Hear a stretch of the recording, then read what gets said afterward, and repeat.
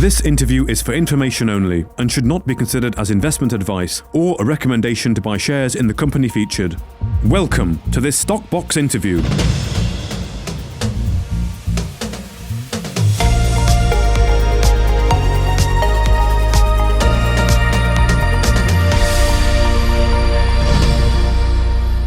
Welcome back, everyone, to the Research Talks here from Stockbox with Alan Green and Dan Flynn. So how's the week been for you both? Alan, what's it been like Hello, this week? Mark. Hello, Dan. It's been a quiet week, obviously post-bank holiday weekend, but obviously amusing and a little head-scratching, really, seeing as the courts ruled Trump's tariffs were illegal, and then the Court of Appeal overturned the ruling. So, of course, the moves on the US market system reflected that, and there's still this uncertainty hanging over the markets. But I think overall, it's been a quietish week, but I think we're going to see things start to pick up over June.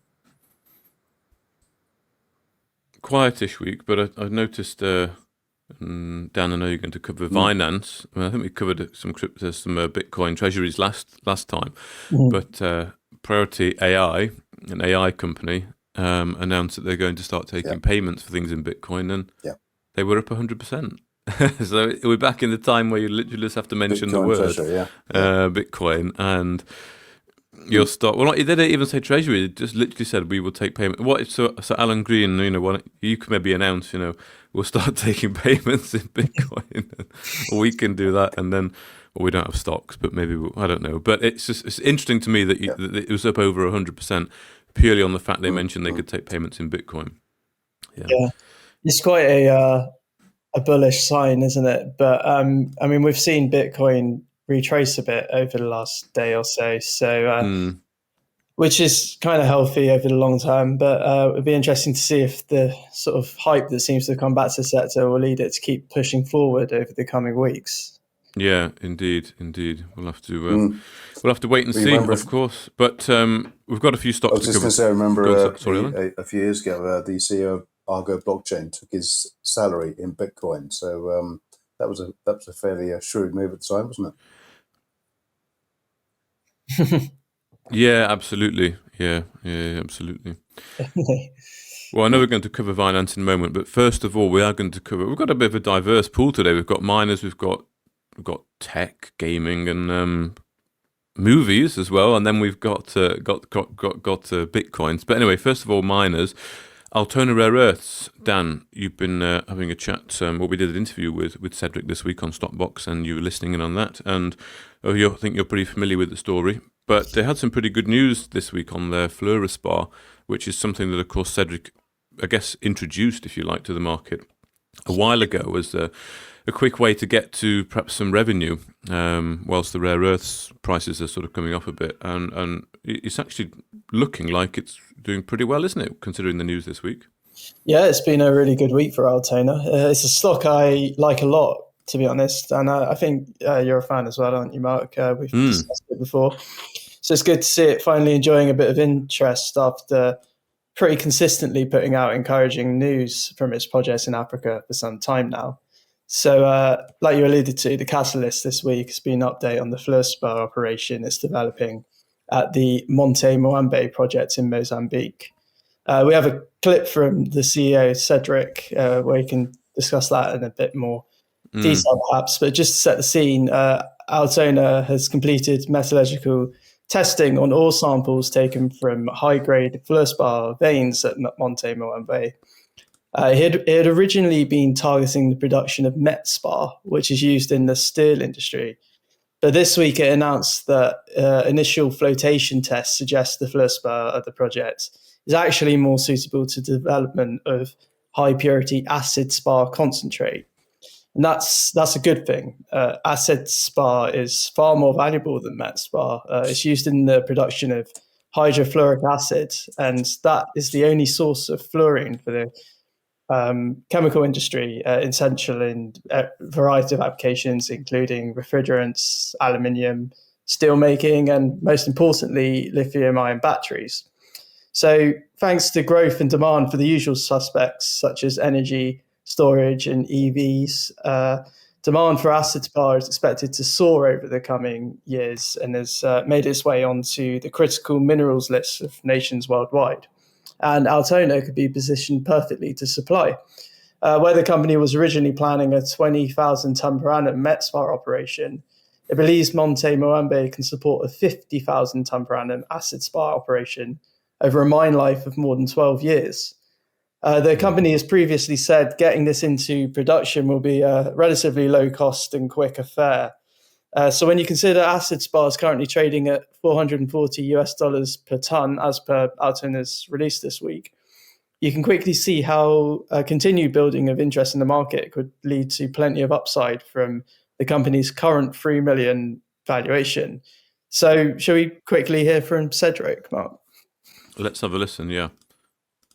The Monte Moambe fluorspar project, initially we considered it as a metallurgical grade fluorspar project, but we have two important pieces of information which are outlined in today's RNS.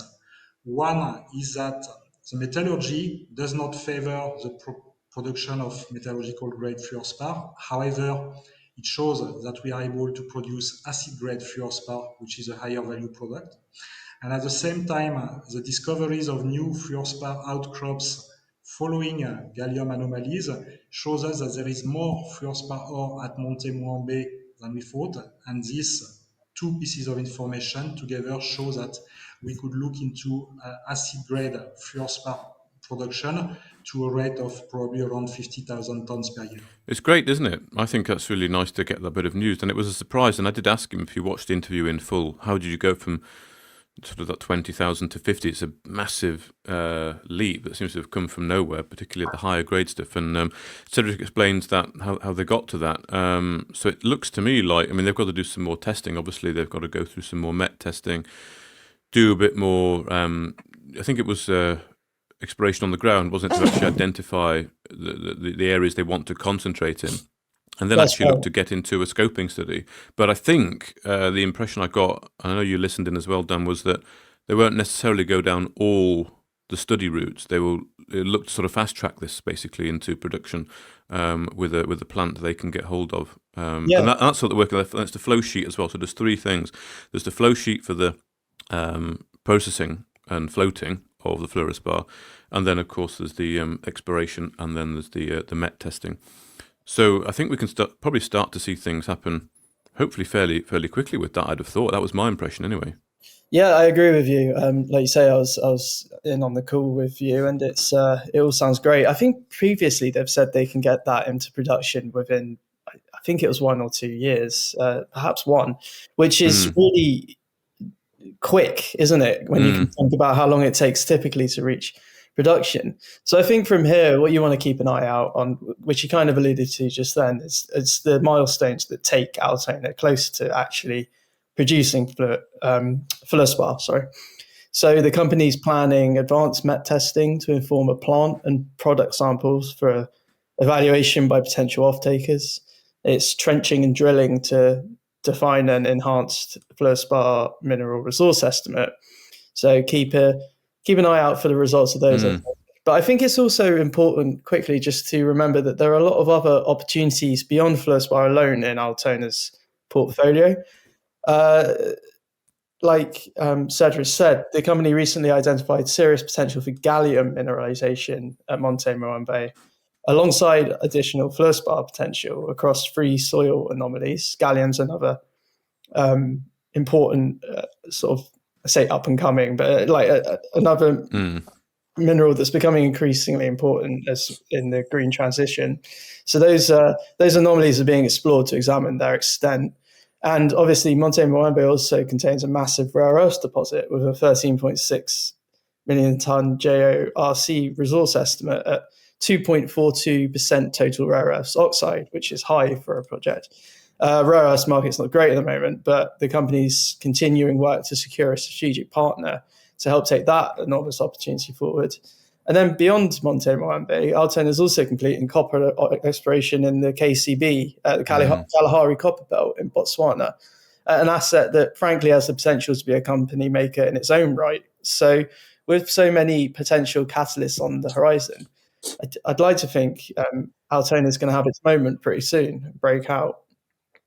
Absolutely, and it's really nice to see it moving and the share price reacting nicely on that news that came out this week. So I've liked, as I said, you said at the start, I've quite liked Altona for a while. I know, Alan, we've covered them quite a bit over the years, and I've always thought they were very undervalued. I think at one point they were just about 1 million market cap, so it's really nice to see some value coming into it. And Cedric's just doing the right stuff. I've always really liked him, actually. You just get a sense he's very credible, knows what he's doing. Yeah. Loves exploration, but he's doing the right things. But I mean, Alan, what's your just listening to that and the news today? The news this week, I should say. Any thoughts from you? Well, on yeah, Altona I mean, and to how things developed? reiterate what you said, really, I mean, Cedric is, as you say, a no-nonsense operator. He's technically very, very proficient, knows his stuff. But the irony is, of course, the Monte Mambi was originally a Sagem fluorspar project in the first instance. So actually, the wheel has come full circle now in that they've developed this acid spar asset there, which is fantastic.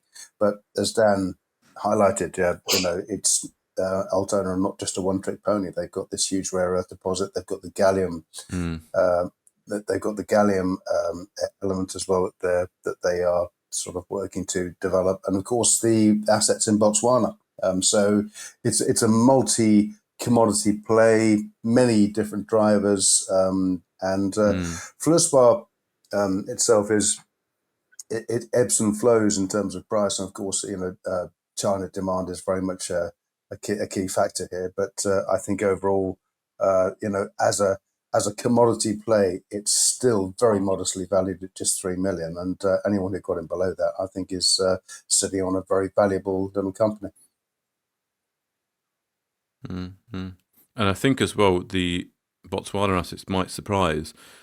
I think it was towards the end of the interview, Cedric said, don't forget about the Botswana assets. And it's been very, very, very quiet, but I wouldn't be surprised to be surprised. I mean, Cedric does tend to downplay, doesn't he? Nice. He's very much sort of under promise, over deliver, which is great for a chief exec and somebody. He's very technically proficient, so he takes a very scientific approach to the whole thing, and that is very reassuring, I think, if you're an investor. Absolutely. Well, thank you. Thanks for that. So let's move on then and talk about something very different. We've not talked about this company before, media and streaming. I know you seem to like your kind of media at the moment, Alan, because we've talked about the company, Facilities by the ADF. one who do the film set. Yeah. Facilities by, that's the one. Yeah. But this is Zoo Digital. Yeah, so go on, introduce us to this. If you look through AIM, and of course, we've all of us at some point or another have talked about AIM being undervalued. It's dying. Companies are falling off here and there, but there are still so many great little companies on AIM that I say don't see the light of day. I mean, that's not speaking true, but they don't seem to have the profile amongst our investor audience that perhaps they should have. And I think it's worth, when these companies fall in value, it's worth looking at them and perhaps trying to understand why. So Zoo Digital, I think, is one such company, and the share price has really come down, was valued at 67p, giving a market cap of about 55 million, down to 8.3p, the low of the year. It's currently 9.25p, which gives it a market cap of just 9 million. And this company was founded in 2001, so 24 years ago. It operates from hubs in across the world: Los Angeles, London, Dubai, Turkey, South Korea, India, Spain, and it has a development hub in Sheffield. It provides media and streaming platforms for studios, particularly Hollywood studios, that allows them to stream content. And they have a full service hub, providing end-to-end services for original content and, of course, catalog content. A lot of the old films are being bought up and restreamed across networks now, and Zoo Digital is very much part of that process. So they're very much in the industry the go-to partner for media businesses looking to globalize content across different territories, languages, and platforms. They have very much played over the past 24 years a cornerstone role in the digital transformation of that sector, and they're uniquely placed and have a very good reputation. now I've spoken about the Hollywood writers' strike before and the impact that had on the industry. It had a huge knock-on effect, and due to the inconsistent revenue streams, and of course the fast-changing sector, and the evolving technology, the emergence of AI, and everything else. 2, 3, 4 months out of no revenues can trigger a sea change in the industry, and that's exactly what's happened. So the reason we've seen the fall in the share price is that Zoo Digital originally had quite a heavy cost base, and it's had to rationalize that. It's had to downsize and manage that process. And the team have very much undertaken that with aplomb and delivered. So really, I'm not going to go back on the sort of previous numbers, because I think it's kind of irrelevant. But we had a trading update in May, which I think is very much worth looking at.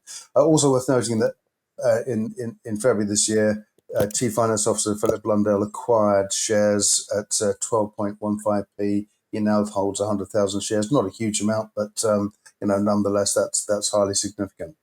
So we saw this big fall off in revenue, but the trading update to March 31st shows a 22% increase in revenue to $49.4 million.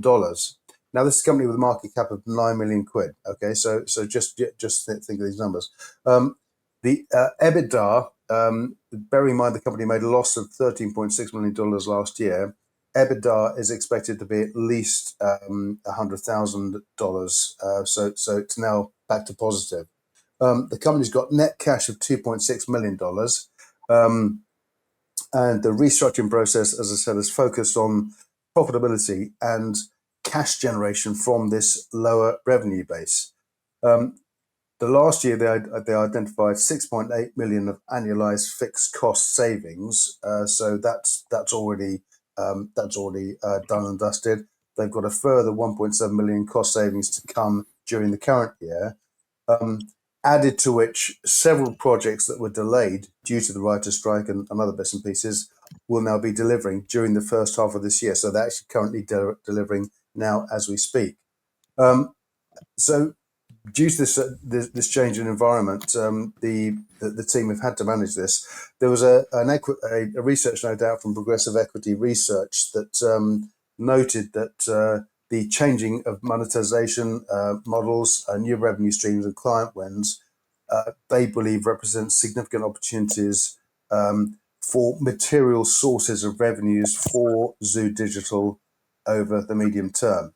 Now, be that as it may, I think you've got to look at it and say you're in this fast-moving marketplace. You've got an industry veteran, dare I say it. I think if a company's been in the digital sector for 24 years, they can be probably considered a veteran nowadays. But the company has this lowly market cap, and I just think given where they are, given that they've trimmed this cost base down, they are the go-to partner in the industry.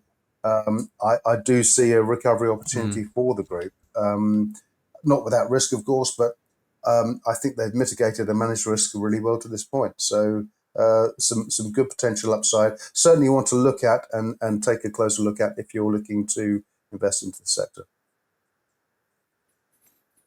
Okay, interesting. And they have offices yes, all over the world today? Literally sort of New York, yeah, okay. London, Turkey, Dubai, and so on, all around the world. And you think it's perhaps worth considering because it's come off quite a lot, but they've still got the core underlying business. So what are we looking at here? Do they pay dividend, or is it sort recovering of share price? But really? that's not to say it won't pay dividend at some point. But obviously, when you're undergoing a restructuring, everything has to get cut. But the thing is that they don't have debt. Sure. That's the key thing in all this. They don't have debt. They got $2.6 million in the bank, and they're now trading profitably. They've identified these cost savings, implemented those. That's nearly $7 million, and they've got a further 1.7 million that are going to be implemented during the first half of this year. At the same time, those two delayed contracts are also are also being worked on now. So the money from those will arrive during the first half. So I think we're going to see, I think the interim numbers are going to be very interesting and a real litmus test of exactly where the company is. But given where the share price is, look at the assets, nearly 15 million turnover. They expect to sort of trade well ahead of expectations on the current year. So I think looking forward, $50 million turnover versus a 9 million market cap. You've got to look at that and say, well, hang on, this company's got cash in the bank, it's got no debt, it's trading, it's generating that sort of turnover. This company is undervalued, I believe. And is it? Oh, sorry, Mark. No, I was just going to ask one question. Yes, a UK is it company. a UK Yeah, company or is US? The development hub is UK, Sheffield. right? Right. Yeah. Go on, Dan. Yeah. I was just going to ask Alan, do you think the sentiment went away during the writers' strike when it was difficult and it's just kind of been forgotten? So it's just a moment of waiting until it gets rediscovered? Because with the market cap being so well covered by the cash balance, no debt, those new projects coming online, more cost cutting coming on board. Yeah, that's like seems like a perfect setup for a re-rate. You just need that.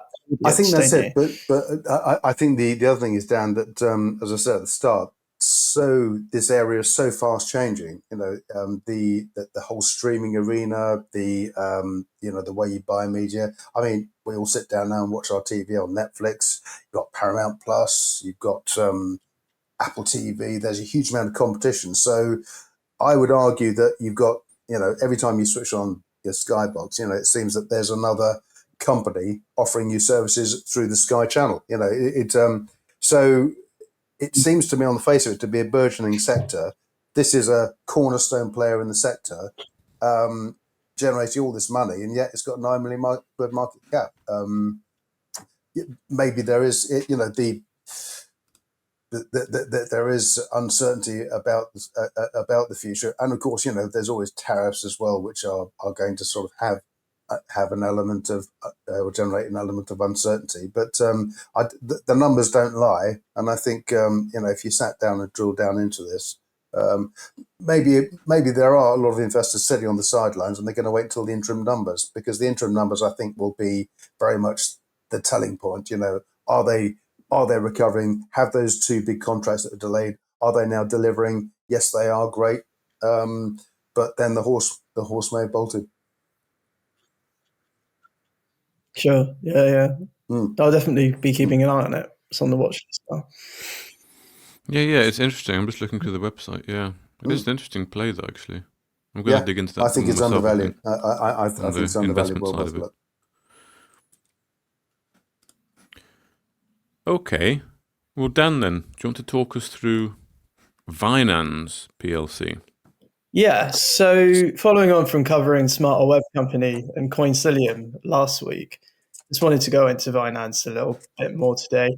And the primary reason was your interview with the new CEO, Huey Rattray, Mark, which I thought was pretty encouraging.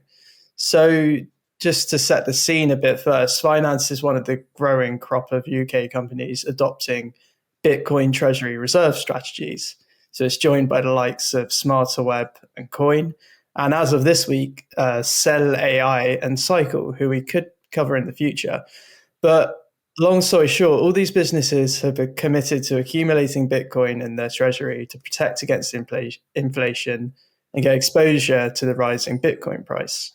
And they're striking a chord with investors looking for alternative ways of getting exposure to crypto, particularly in the face of UK regulation at the moment that really limits where and how you can invest in this sector.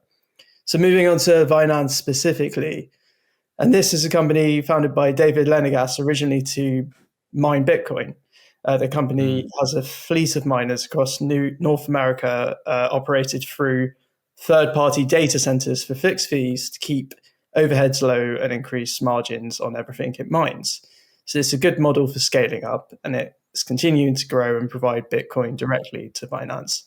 But as Huey put it to you, Mark, Vinanz has now pivoted to become a treasury-first company. So this has all happened very quickly, as everything has and does in this sector. But earlier in May, the company announced it secured a $4 million bridge funding facility. And it announced a few days later that it used the first tranche of that to purchase 16.9 Bitcoin at an average price of $103,000 for a total of $1.7 million. So it's a strong start. But what I think has the potential to set Binance apart from some of the other UK Bitcoin treasury plays, which, let's be honest, are all doing fairly similar things, is Huey, the new CEO. So he's about as experienced as they come in Bitcoin, having been there from the start, building and advising crypto and Web3 companies. And I feel like his explanation to you, Mark, on why these plays represent such a great opportunity is perhaps the best I've heard yet. So just to parrot him a little bit, when you asked him why he decided to join Binance, Huey said that of the roughly 1.5 trillion pounds worth of investable capital in London, some 300 billion of it is long only equity money, LSE equity money held in pension funds, UCITS funds, and the like. And that money has no real way to get exposure to Bitcoin. It can't invest in the ETFs the North Americans can. It can't invest in stocks like MicroStrategy or Strategy now. So he wants Binance to capture that pool of investment. And he also wants to capture the retail audience who are limited in how they can hold Bitcoin for similar reasons. So, of course, he has a lot of competition now. There's a few of these Bitcoin treasury companies out there. But he has the experience. Binance has clearly already locked in interest from big funds. There's another $2 million of convertible debt it can draw down from that facility if it needs. So if he can aggressively finance Binance's accrual of Bitcoin by creating what he describes as a clear narrative of Binance being Bitcoin but on the LSE, then I think Binance could resonate with the market like some of its peers have. So to summarize, I don't think this will be for everyone. There's going to be a lot of skeptics out there about these plays now that they've attracted so much interest. But if you are looking for exposure amid all the hype, Binance is yet to break out as much as some of the others, but it has all the pieces in place. So it's definitely worth watching, I think. Yeah, no, it's good. I say, I think we mentioned it briefly last time, but Huey taking the reins there is, a really good sign, I think, because he's young, he's dynamic, he's well known in the space. He's got quite a bit of a personality, I think, as well. Public persona. Mm-hmm. So it's nice to see them adopting that Bitcoin treasury strategy as well as the mining. Just keep things simple and just build that up. So, but you're right though. It's moved up a little bit, but it's not done. Your 100% priority AIs on announcing Bitcoin payments or Smarter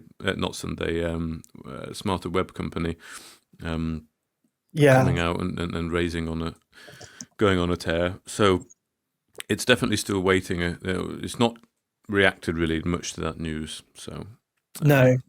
Well, I think a number of these companies come on board pretty much within a few days of each other, didn't they? After Smarter Web. Exactly. Coins obviously has been talking about Forza for a while, so it had a bit of an edge there. But I think maybe in the next few weeks we'll see how these plays are different to each other, how each one is attempting to do it in a unique way. And I guess time will tell which one ends up being the dominant player. It's Smarter Web at the moment, but in terms of market cap anyway. But I think it'll be interesting to watch this one moving forward. This sector and finance specifically.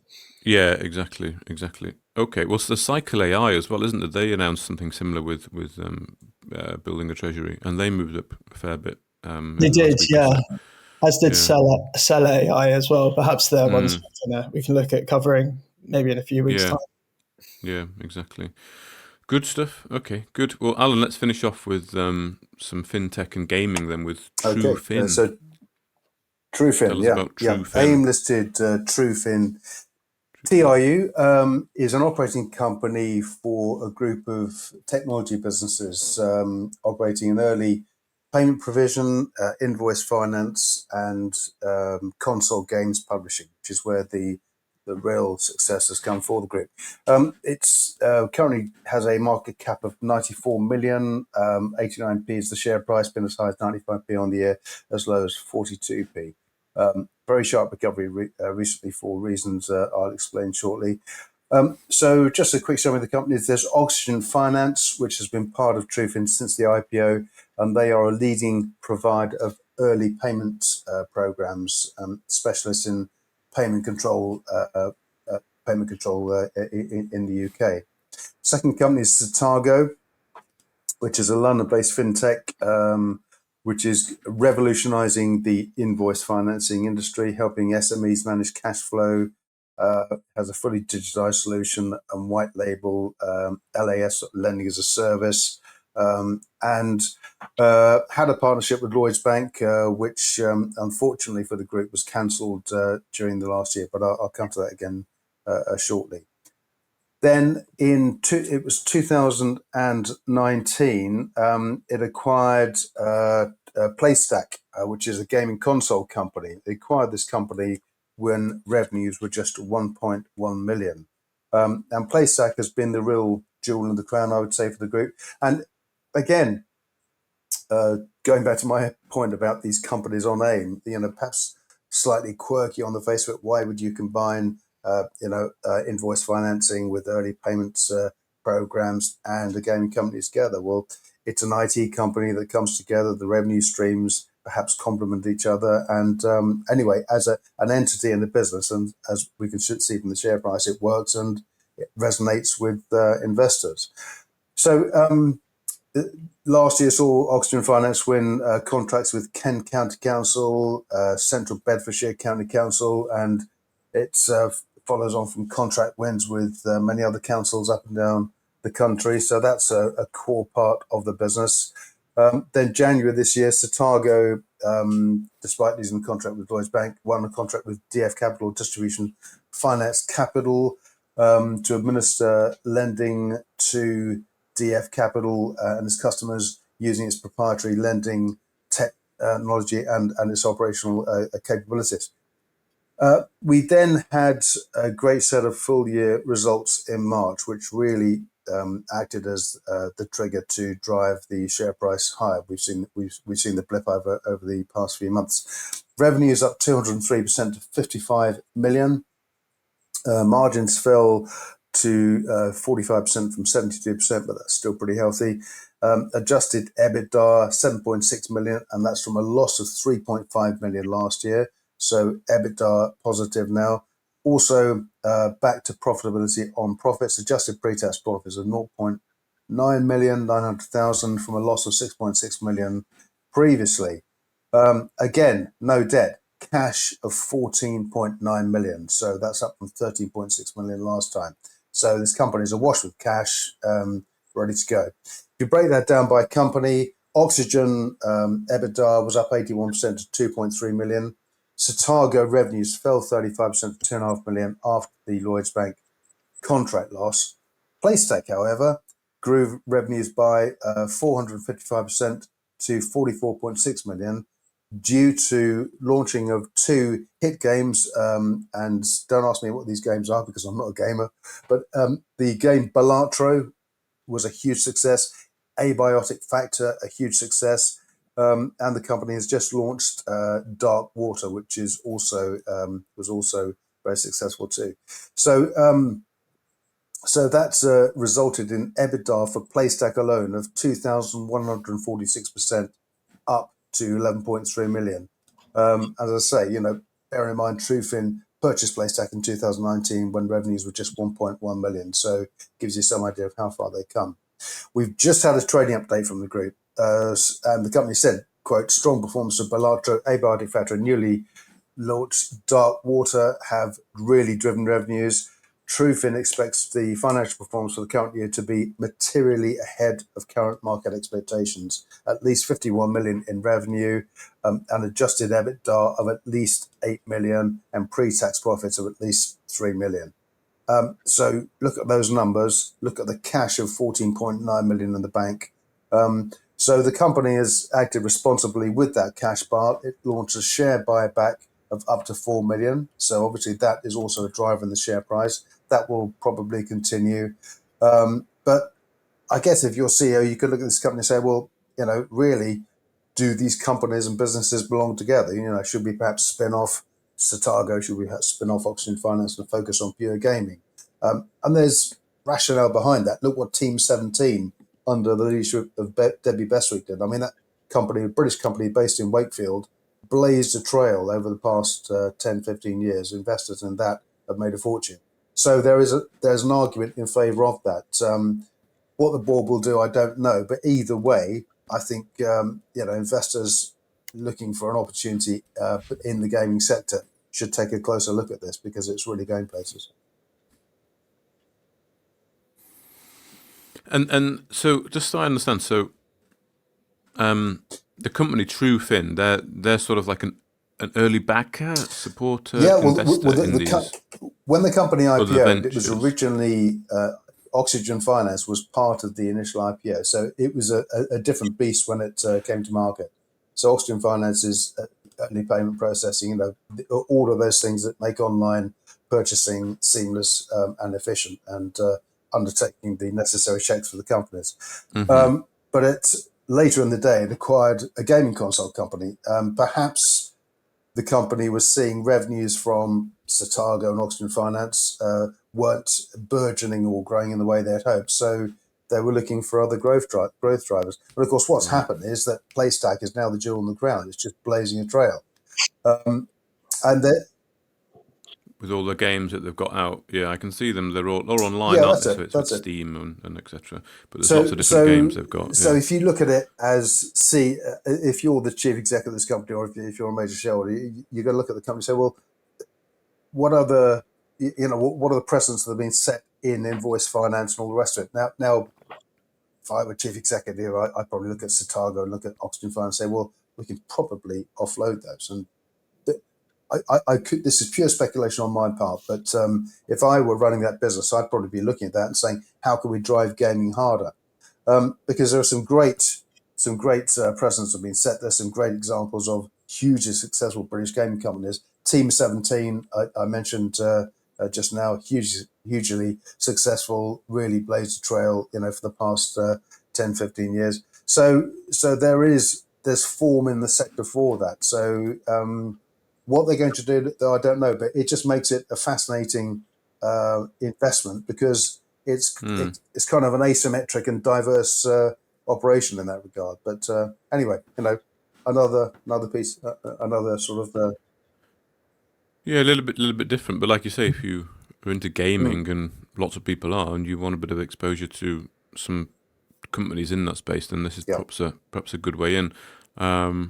It's definitely very different, but it looks to me like, just from their website, that they would potentially look to exit at some point, crystallize some value. Is that how they work? I think you've got quite a few of these different sort of holding companies as well on AIM and other markets too, and they just bring in businesses, acquire businesses, and they use the fact that they're a listed entity as collateral to maybe raise money, maybe maybe sort of to attract investors or to attract bids from other companies. So I think there's everything to play for, and what PlayStack has done is obviously going to be attracting the attention of the gaming industry. So why wouldn't EA Sports, or why wouldn't another gaming company look at this and make a bid? Who knows? But that's part of the fascination and the excitement, I suppose, of owning a share like this.